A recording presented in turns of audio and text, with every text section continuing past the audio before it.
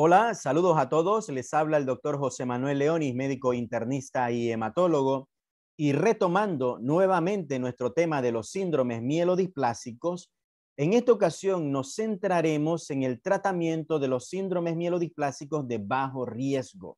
Recuerda que si la información que te estamos compartiendo en este canal te es de utilidad, no dudes en suscribirte.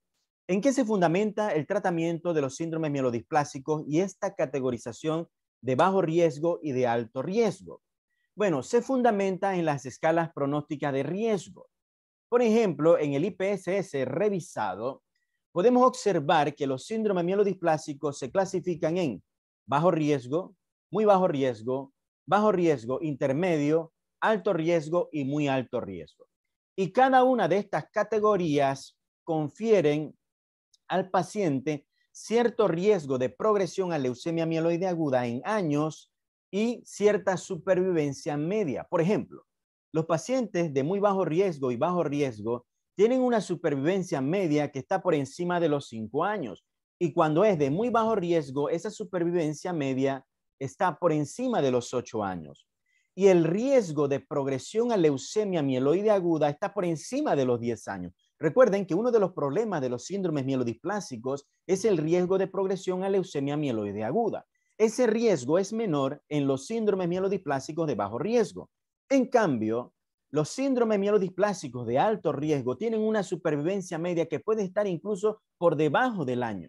Y el riesgo de progresión a leucemia mieloide aguda puede ser incluso de 7 meses. Es por ello que los pacientes con síndrome mielodisplásico de alto riesgo requieren un tratamiento más agresivo que incluso puede incluir trasplante halogénico de médula ósea, tratamientos que confieren cierta mortalidad y alteración en la calidad de vida del paciente.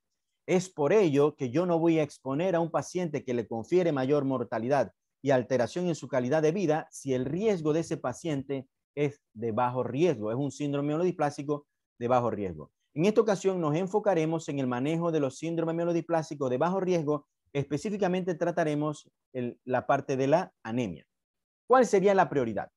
Mejoría de la citopenia, menos transfusiones, menos sobrecarga de hierro, que el tratamiento sea tolerado, que no afecte la calidad de vida del paciente. Como tercer punto, retraso en la progresión, mejoría en la supervivencia y no es una prioridad la curación en los pacientes con síndrome mielodisplásico de bajo riesgo. La anemia es la principal manifestación en los pacientes con síndrome mielodisplásico y tienen un impacto en la supervivencia. Lo podemos observar en esta gráfica. Los pacientes que tienen dependencia transfusional tienen menos supervivencia que los pacientes que no tienen dependencia transfusional. ¿Ok? Los que tienen dependencia transfusional, menos supervivencia. Los que son independientes, los que no requieren transfusiones, tienen más supervivencia. Uno de los tratamientos más utilizados en los síndromes mielodisplásicos con anemia es la eritropoyetina. Y la respuesta a la eritropoyetina subcutánea está alrededor del 20 al 40%.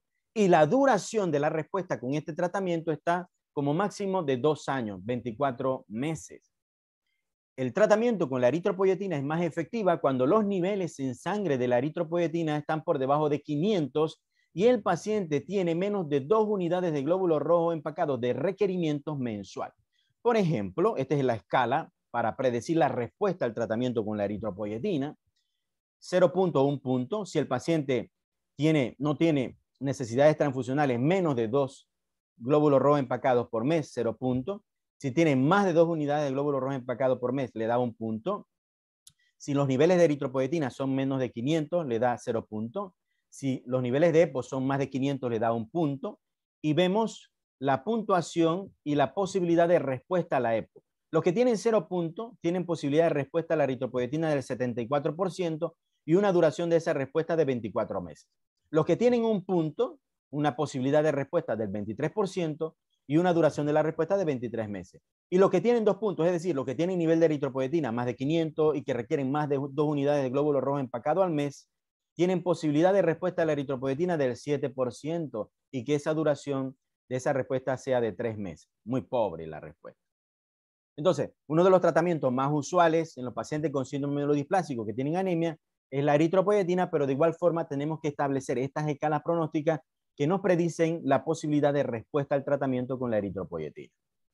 Ahora, veamos algo muy importante cuando tratamos anemia en pacientes con síndrome mielodisplásico de bajo riesgo.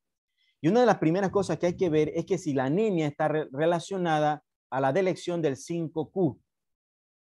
Los pacientes que tienen la delección del 5Q aislada o sumada una alteración citogenética diferente a las alteraciones en el cromosoma 7 deben ser tratados con lenalidomida porque la respuesta a los pacientes con SMD de bajo riesgo con 5Q menos, la delección del 5Q menos, responden muy bien a la lenalidomida.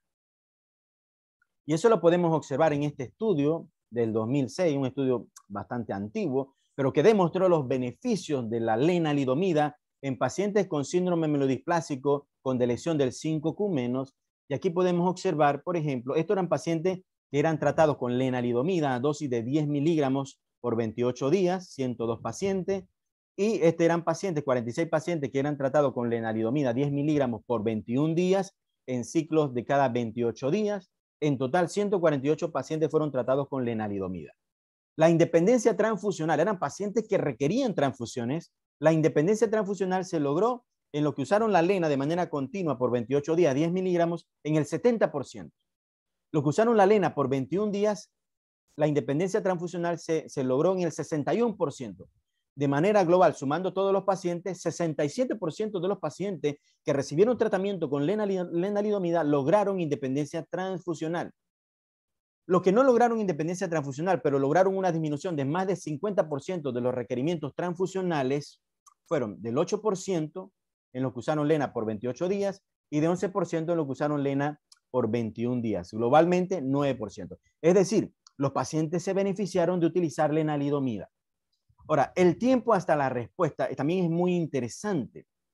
Vamos a observar que el tiempo hasta la respuesta en lo que usaron lena de manera continua por 28 días fue de 4.7 semanas y de 4.3 semanas en lo que utilizaron la lena por 21 días. Fue una respuesta en el mes, ya se estaba observando la respuesta en la independencia transfusional, una respuesta muy, muy espectacular. La elevación de la hemoglobina, podemos observar que los pacientes que usaron lena continua por 28 días, la media de hemoglobina llegó a estar hasta 13.4 y los que usaron lena por 21 días, la media de hemoglobina de 13.5 gramos por decilitro, es decir, normalización completa de la hemoglobina. Respuesta tremenda al utilizar la lenalidomida.